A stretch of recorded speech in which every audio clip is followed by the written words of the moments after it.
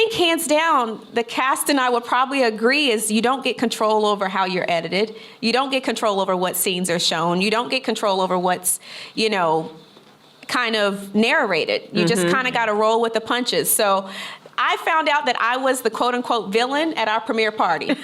And one reporter came up to me and she was like, "You're so nice. I don't understand how you're the villain." And I was like, "Am I the villain? I didn't know I was the villain." But, in reality TV, they have to fill lanes. And so when I understood what was kind of happening, it's like, dang, at some point you just kind of got to go with it. It worked out for me in the end, but it was very difficult trying to navigate that because I was like, I did not sign up to be the villain. I signed up to be transparent and honest and, get to know new people. But I think that's probably the hardest thing because you're having to juggle what people watch, and which is like 5 minutes of hours of filming. Yes. And then, they don't really have a whole lot of context. So that's hard. But at the end of the day, I'm like a full believer in what God has put in you will ultimately shine through. And that is what has worked well for me. Like the fans ride hard for Winter. Yes, they do. Really do. So do. Piggyback off what Wifey said, what is the most positive aspect? So we heard about the next. So what is the most positive aspect that has come out of being on reality TV? Because being made the villain could taint your image, and it could make people look at, because sometimes people see you on TV and they believe you are who you are on television, right? So what's the most positive thing that you could take from being a villain on the show? Let me just say, I am as witty and as sassy as y'all see on TV. And I consider myself petty provoked. I will not start petty that. Provoked. What does that mean? You'll be petty if you provoked. Absolutely. I like that. Petty provoked, Jamie. That's right. That's you, girl. Yes. Petty provoked. That's you, Jamie. Meaning I won't start nothing, but I dang sure will finish it.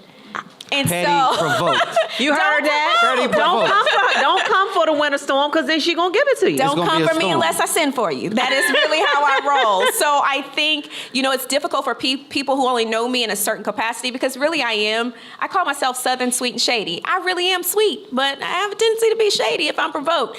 And so that's me. I think so often we want to fight kind of narratives sometimes, but a lot of what we infuse into our quote unquote characters are really us. Yeah. And so I tell people all the time, like, Winter, are you that shady? I am. Winter, can you be that bad? I am. Are you really that? I am. But on the flip side of that, I'm also very positive. I love uplifting and encouraging women. I've been in women's empowerment for over 10 years. Yes, she has. Am I a businesswoman? Yes. Am I a mom? Yes. So I think the most positive thing is being able to showcase the things that I'm really about and I'm passionate about. Like this season, you'll get to see my partnership with Covenant House. I'm very active in the community, have been for a long time.